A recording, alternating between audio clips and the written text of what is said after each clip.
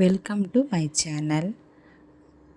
Today special ತೊಗರಿಕಾಯಿ ಮತ್ತು ಅವರೆಕಾಯಿ ಉಪ್ಸಾರು.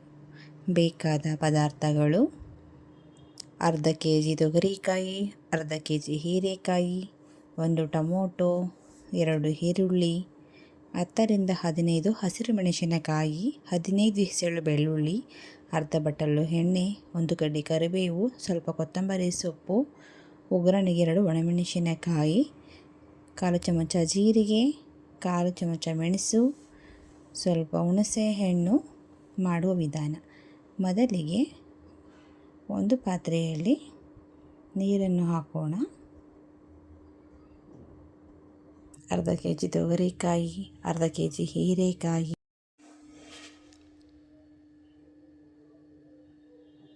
15 ಮೆಣಸಿನಕಾಯಿ, 1 ಟೊಮೊಟೊ,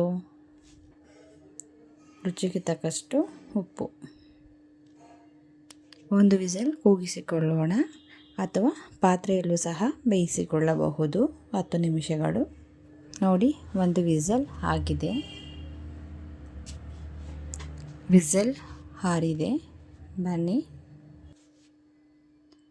ಇವಾಗ ಟೊಮೊಟೊ ಮತ್ತು ಮೆಣಸಿನಕಾಯಿಯನ್ನು ಬೇರೆ ಒಂದು ಪ್ಲೇಟ್ಗೆ ಬೇರ್ಪಡಿಸೋಣ. ಖಾರಕ್ಕೆ ಮೊದಲು ಬೆಳ್ಳುಳ್ಳಿ, ಮೆಣಸು, ಜೀರಿಗೆ, ರುಚಿಗೆ ತಕ್ಕಷ್ಟು ಉಪ್ಪು, ಸ್ವಲ್ಪ ಹುಣಸೆ ಹಣ್ಣನ್ನು ಹಾಕಿ ರುಬ್ಬಿಕೊಳ್ಳೋಣ.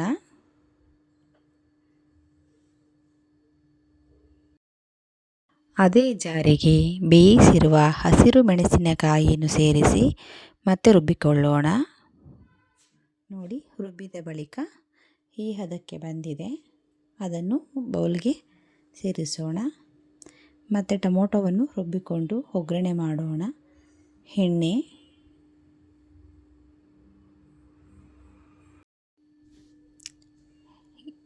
ಕರಿಬೇವು, ಬೆಳ್ಳುಳ್ಳಿ ಚೆನ್ನಾಗಿ ಫ್ರೈ ಮಾಡಿ.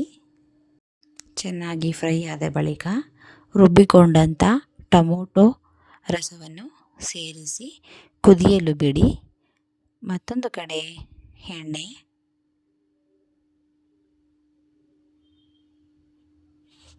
ಸಾಸಿವೆ, ಈರುಳ್ಳಿ, ಕರಿಬೇವು, ಮೆಣಸಿನಕಾಯಿ ಚೆನ್ನಾಗಿ ಫ್ರೈ ಮಾಡಿ. ಮತ್ತೊಂದು ಕಡೆ ಉಪ್ಸಾರು ಕುದಿಯುತ್ತಿದೆ.